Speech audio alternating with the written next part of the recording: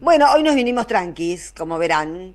Así es, efectivamente, un tema conocido por muchos y querido por muchos, hasta siempre comandante de Carlos Puebla. Un dato histórico de esta canción fue escrita por Puebla en el año 1965, cuando se informó ante la sociedad cubana la ida de Ernesto, inicialmente que se fue a África y después a América Latina, muriendo 2 años después, en 1967, en Bolivia. Bolivia. Así, efectivamente, pero digo, es del año 65 cuando todavía Ernesto estaba vivo. Muy bien. Bueno, y ahora nos vamos al conversatorio. Me salió bien. Con Rocco Carbone y Carlos Raimundi, que nos toca esta semana. ¿Cómo les va, muchachos? Buenas noches, ¿cómo anda Juan? Muchachones, ¿cómo les va, muchachones? Ahí se está enganchando Carlitos. Ahora lo vamos a tener con nosotros. Pero no sé por qué no puedo acceder a la cámara. Vos Bueno, estás mientras, muteado, Jorge. Sí, sí, decía que está, lo vemos en el cuadradito, pero no le vemos la cara, no importa, por lo No, menos lo vamos a tener hablando por ahora. Si aparece en imagen, mejor, porque estamos en época de streaming y hoy las radios también Fíjate en la muestran. camarita, Carlos, a ver si Mientras la tenés empecemos incluso con la tachadita. participación de Carlos, tema Sí, por del debate, supuesto, tema del debate, que no, del conversatorio, no es un el debate. conversatorio, bueno, más o menos. Bueno, ¿en qué estado estamos con mi ley? che, Digamos, no, que si Carlos me permite, a ustedes también quiero decir una cosa, que dila, empezá. con la canción que acabamos de escuchar, Hasta siempre comandante, ahí hay una estrofa preciosa, ¿no? De tu brazo libertario, o sea que los libertarios somos nosotros y nosotras, ¿no? Ajá. Ah, de tu brazo libertario, claro, claro. Sí, la verdad que tenemos mucho más que ver nosotros con la libertad que ellos, pero bueno, Vos son sus decís, perdón, disputas. Rocco, voy a hacer una pseudo humorada. Vos decís que Milei en algún momento pretendió ser un continuador del Che Guevara. No, ¿no? No, No, señor, eso es imposible, es imposible. no le da el piné, no le Tenés da que el ir piné. a África, tenés que estar en Bolivia, tenés que hacer una revolución. Y él Claro, con está, es Twitter no una, se puede. Te imaginas el che con roba la Twitter. palabra para hacer exactamente lo contrario de lo que piensan históricamente los anarquistas, libertarios y emancipatorios. Exactamente, pero la canción es buena porque nos indica y nos recuerda que los libertarios y la libertaria del mundo somos nosotros.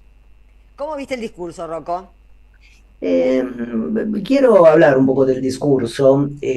Luego la semana que viene vamos a seguir hablando un poco de fascismo y mafia, pero me gustaría intervenir en este pequeño conversatorio con la palabra paradoja. Ajá. Porque la mayoría de las palabras que usamos, como la palabra paradoja, deriva del griego, que está configurada por para y doxa. Para quiere decir, más allá de contra de y doxa, es la opinión, el sentido común. Entonces, la idea de paradoja es una reflexión, una idea que está Que no es con, la que indica el sentido común. que, no, que es efectivamente la que no indica el sentido común. Digamos, el sentido común que indicaría que, por ejemplo, en la casa de un herrero todos los cuchillos deberían cortar, pero Claro. admitimos a esa gran afirmación de la lengua nacional, en casa de herrero, cuchillo de palo. Cuchillo de palo. Ujú. ¿Mm? Bueno, entonces sabemos efectivamente que la paradoja que es una afirmación que contradice el sentido común y esa afirmación rara, un poco extraña, siempre es verdadera. Ahora, ¿por qué le quiero hablar un poco de la paradoja? Porque el gobierno de la Libertad Avanza lo que ha hecho es que ha asumido un antagonismo radical con la provincia de Buenos Aires. Ha asumido un antagonismo radical contra el gobernador Kicillof Ujú. y ha elaborado un discurso y un sentido común que efectivamente en la provincia de Buenos Aires hay un baño de sangre. Y eso el presidente Milei lo dijo en la entrevista de ayer, el domingo, lo dijo en la apertura de la sesión del Congreso y lo dijo también en un tuit que publicó, palabras escritas, el 28 de febrero. Y en ese tuit miren qué dice. Dice esto, voy a recuperar algunos pequeños pasajes. La provincia es un baño de sangre, usted Kicillof no puede resolver ese baño de sangre, admita su fracaso, llama al gobernador fracasado, miren un poco. Renuncie, déjenos intervenir la provincia, en un año nosotros vamos a terminar con la violencia. Eso es en el tweet del presidente. Ahora, ese tweet es interesante porque el presidente, ¿qué hace? Sostiene un sentido común en donde la provincia habría un baño de sangre, entonces sería un lugar inseguro. La inseguridad, ¿no? Bueno, sobre este punto, sobre el punto de la inseguridad, me gustaría, digamos, tirar una pequeña idea bajo la forma de la paradoja, ¿no? Razonamiento contrario al sentido común. Ahora, lo que ellos, digo, este gobierno, el presidente Milei, llama inseguridad, en realidad es una cuestión profunda de desigualdad social. Lo que ellos llaman inseguridad, en realidad es inseguridad social. Quiere decir esto, que el resquebrajamiento de la cohesión social, del lazo social, la dificultad de poner un plato de comida arriba de la mesa de los argentinos y las argentinas, el desmantelamiento del Estado, el desmantelamiento negligente del Estado por parte del presidente, la expropiación de la riqueza creada por la clase trabajadora y apropiada por la clase de los propietarios. ¿Qué implican?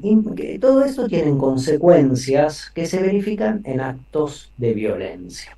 Bueno, esos actos no tienen nada que ver con la negligencia del gobernador, no tienen nada que ver con la responsabilidad del gobernador, sino que desde mi punto de vista, en esa paradoja que propongo, dependen efectivamente de las políticas tanáticas del gobierno. Digo esto para que siga Carlos. Sí, a ver, sí, El sismo, Sandra, con su sí. programa Calamidades. Siempre calamidades, porque ¿cuál es el propósito? Afirmar la reacción. Eso son, la reacción. Carlos, Bueno, sí, primero que estoy completamente de acuerdo con Rocco, ¿no? Hay una relación directa entre los niveles de desigualdad y los niveles de inseguridad, pero no porque los pobres sean los que cometen los delitos, ¿no? Es decir, los delitos más graves contra la propiedad pública los cometen los ricos, ¿no? ¿No? Países dependientes como los nuestros son víctimas de mucho más importantes de los delitos de los ricos que de los delitos de los pobres, que son delitos contra la propiedad social, no son delitos contra la propiedad individual. Y en general, cuando un país sanciona más los delitos contra la propiedad pública, consigue sociedades más cohesionadas y eso inclusive sirve para disminuir los delitos contra la propiedad individual. sí, yo Así que quisiera, perdón, pero quisiera nada más que decir que lo del crimen de Kim, que fue a raíz del cual Milei hizo todas estas afirmaciones, fue algo espantoso, terrible, y que no, y creo que forma parte de la confusión en la que estamos sumidos, el tema de la puerta giratoria. Decididamente tenemos que terminar de entender que la puerta giratoria es del Poder Judicial, la que dejó libre a ese pibe que tendría que haber estado en cana y lo dejó libre antes de tiempo. Fue una fiscal designada por Vidal. No tiene nada que ver la autoridad política de la provincia si la justicia deja libre a alguien antes de tiempo. no, sí, totalmente, eso es cierto. Y además, cuando uno habla de la pobreza, no habla únicamente de la insuficiencia del salario. Primero estoy de acuerdo con lo que decís, Sandra, Ujú. absolutamente, pero cuando la pobreza es un fenómeno sistémico, no es un fenómeno focalizado. Claro. Cuando hay pobreza estructural. Entonces se deterioran las instituciones estatales, el Estado deja de cumplir responsabilidades, abandona territorios, ya sea simbólicos o materiales, y esos territorios son ocupados después por el delito, que puede ser el delito individual o el crimen organizado, fundamentalmente.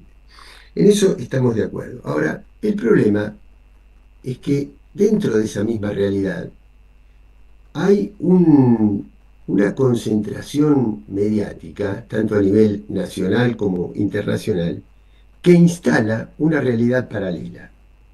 Entonces, cuando yo veía el tuit del presidente del otro día, que además estaba hecho ¿Cuál de todos, Carlos? Porque al- tuiteé a los el pavotes. el que se refirió Rocco y el que el mismo Ah, Axel leyó, cuando hizo ok. la conferencia de prensa, él leyó ese tuit. Sí.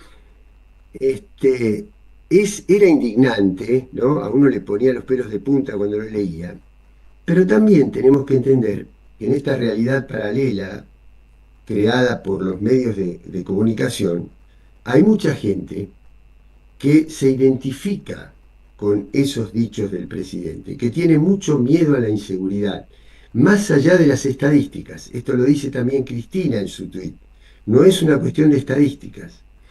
Entonces, hay detrás de eso que aparenta ser tremendamente irracional, una racionalidad. Él tenía que tapar algunas cosas muy fuertes, tenía que tapar la acusación internacional de la estafa con las criptomonedas, tapa de New York Times, tenía que tapar la carencia de dólares y en la demora del Fondo Monetario en darle soluciones financieras, y tenía que tapar los dos jueces nombrados por decreto, ¿no? Así que tenía que hacer algo muy fuerte para tapar eso. Y lo siguiente es que eh, creo que hay un plan detrás de eso, Ujú. y ese plan es decir, miren señores, la provincia de Buenos Aires es un baño de sangre, la gente tiene mucho miedo, es cierto que la gente tiene miedo a la inseguridad, más allá de que En hayan Cava disminuido. también, ¿eh? En Cava también hay Sí, miedo. sí, también, claro, pero no, pero él no lo plantea para acá, lo plantea para la provincia de Buenos Aires porque hay una intencionalidad política. Mm. Entonces, ¿cuál era el plan? ¿Cuál es el plan? El plan es, señores, yo que les prometí que bajaba la inflación, les bajé la inflación. Y así como les bajé la inflación, lo dice el tuit, les voy a bajar la inseguridad. Y va a convertir a la Argentina en una cárcel como la sociedad salvadoreña de Bukele.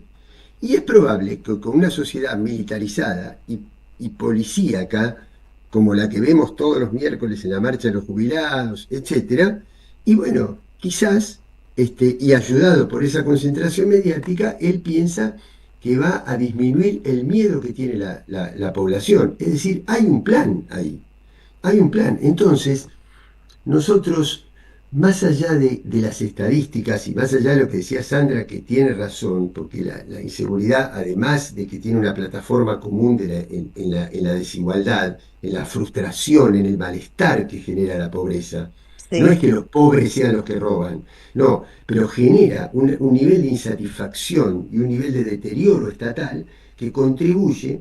Además, hay una cuestión policial, hay una cuestión de sistema carcelario, de sistema judicial, de sistema legislativo. Quiere decir que es multicausal el problema. Y en lugar de resolverlo con un análisis, con una reflexión, con un trabajo coordinado, sistémico, lo arregla con la amenaza de militarización. Ese es el plan. Ahora, nosotros no, tenemos que salir a como dé lugar de esa idea de que nosotros protegemos a los delincuentes y que los que condenan a la violencia y a la inseguridad son ellos. Y Te, para Claro. te eso interrumpo ahí. no alcanza con un discurso de principios. Claro. Hace falta una estrategia y hace falta tocar los puntos que técnicamente hay que tocar para resolver concretamente el problema. Quiero sumar en la lógica de lo que dice Carlos, porque en realidad muchas veces en el discurso se mezclan los planos. Todos sabemos que las sociedades más justas hay menos delito. Todos sabemos que las sociedades más inequitativas hay más delito. Las sociedades más violentas son las sociedades donde hay menos trabajo, donde hay más marginalidad, donde hay más narcotráfico, etcétera. Estratégicamente sabemos cuáles son las causas estructurales de la violencia, la marginalidad, de los asesinos, etcétera. Ahora, eso es estratégico, eso es un mediano largo plazo. En el corto plazo, y recupero un poco lo que decía Carlos, porque a mí me parece clave que la derecha no robe la seguridad a la tradición emancipatoria, a lo nacional y popular, es que se tiene que ser eficiente en términos de seguridad. Y para ser eficiente en términos de seguridad se requiere inteligencia criminal. Ni siquiera se necesita represión. Si uno va a los barrios, todos los vecinos saben dónde están los chorros, los Claro. narcos, etcétera. Y eso es inteligencia criminal. ¿Por qué no hay inteligencia criminal? Porque generalmente y lamentablemente hay complicidad entre los criminales y algunos organismos de inteligencia o de seguridad Policiales. o la policía. Entonces, digo, la clave en términos de urgencia, efectivamente, a los padres de los chicos asesinados, a los que le agarró el motochorro ayer, escuchan el discurso estratégico mío de saber que el problema de la seguridad es un problema que tiene que ver con la economía, con la cultura, con la educación, etcétera, me dice, no, vos sos un woke zafaroniano, ¿no? Y no te importa lo que yo estoy sufriendo. Bueno, yo creo que nos tiene que importar y para eso, obviamente, hay que no ser mano dura, ser mano eficiente. O sea, nosotros tenemos que en el corto plazo, digo, como discurso político también nuestro, Sí, pero sí, aparte el enfoque, discúlpame, ¿no? Pero sí, siempre el enfoque televisivamente termina siendo cómo protegemos a la clase media de los sectores populares que son chorros, cuando el enfoque real debería ser cómo protegemos a los sectores populares del delito. claro, porque son las primeras víctimas, si uno mira las Claro. encuestas, etcétera. ¿Cómo protegemos a la sociedad argentina de la violencia? Se lo protege en términos inmediatos con inteligencia criminal. Y para eso se necesita, obviamente, un Estado presente, que se le garpe bien a los organismos de seguridad, que sean tipos no comprometidos con el narcotráfico, no atravesados por el crimen, como muchos sectores, lamentablemente, de la policía, y obviamente que sean eficientes. ¿Se puede lograr? Claro que se puede lograr. Y hay que sacarle esta herramienta terriblemente eficiente a la derecha de nuestro país. Bueno, vamos a dejarle que cierren cada uno de los dos porque se nos está terminando el tiempo. Así que, Rocco, Bueno, vos, tu conclusión. Brevísimamente, una pequeña anécdota. Mis Sí. viejos tienen una casita de vacaciones en un pequeño pueblo del sur de Italia, una Ay, casita qué lindo ir a esa casita. a 25 metros del mar. Es un lugar de pescadores. Oh, Bueno, esa casita está adosada a una estación de tren. La estación de tren laburaban cuatro o cinco laburantes, trabajadores y trabajadoras. En un momento, cuando terminaron su vida laboral, ¿el Estado qué hizo? Cerró la estación, pero los trenes seguían pasando. Bueno, pero qué sé yo, la estación estaba la casa estatal, etcétera, pero digamos no estaba activada por sus trabajadores y trabajadoras. E inmediatamente la estación la agarró el crimen organizado y sobre todo el narco. Bueno, ahí, digamos, para religar lo que decían antes, que cuando el Estado retrocede, el Estado Nacional retrocede, hay otro tipo de estatalidades que avanzan. claro. El narco, el crimen organizado y distintas formas delictuales. Entonces, si efectivamente están avanzando en algunos lugares de la Argentina formas delictuales, criminosas, es porque el Estado Nacional está sustrayéndose de sus funciones sociales. Abrazo grande y muchas gracias. Clarísimo. Carlos, y brevísimo también. Bueno, coincido una vez más con Jorge. Nosotros tenemos que salir de la encrucijada en la que nos pretenden poner, y y es decir que el problema de la inseguridad se va a resolver cuando toda la población tenga educación universitaria completa. claro, claro. No podemos ser nosotros los portaestandartes de esa, aunque anhelamos eso, pero no resuelve el problema. No, Y lo otro es también trabajar mucho sobre una manera de penetrar capilarmente con la cuestión de la inseguridad, saliendo del amarillismo de la prensa. Porque si yo tengo un delito y lo primero que hago es poner el micrófono a la mamá del nene que mataron, y sí, termino centrando la cuestión en el duelo personal, en el drama personal, y no en el enfoque sistémico del problema.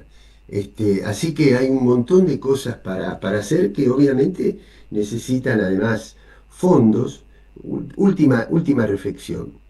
Cuando un pueblo le da a una institución, en este caso la policía, la Fuerza de Seguridad Interna, armas para protegerla, armas para proteger a sus hijos, debería ser una de las instituciones más respetadas y más queridas por la sociedad. Y sin embargo es una de las más temidas y una de las más despreciadas porque uno sabe que forman parte del delito. Quiere decir que un trabajo muy eficiente también sobre la institución policial, de capacitación, de jerarquización, de instrucción democrática de la fuerza de seguridad, es también una de las urgencias que tenemos que encarar y que llevamos muchas décadas de mora en ese sentido, ¿no? Es una deuda de la democracia muy fuerte. Es cierto. Bueno, Rocco Carbone, Carlos Raimundi, muchas gracias a los dos, como siempre. Buenas Un noches. abrazo. Hasta la semana que Abrazo viene. grande. Una tandita nosotros. En AM530 pasan muchas cosas. Y todo lo que pasa está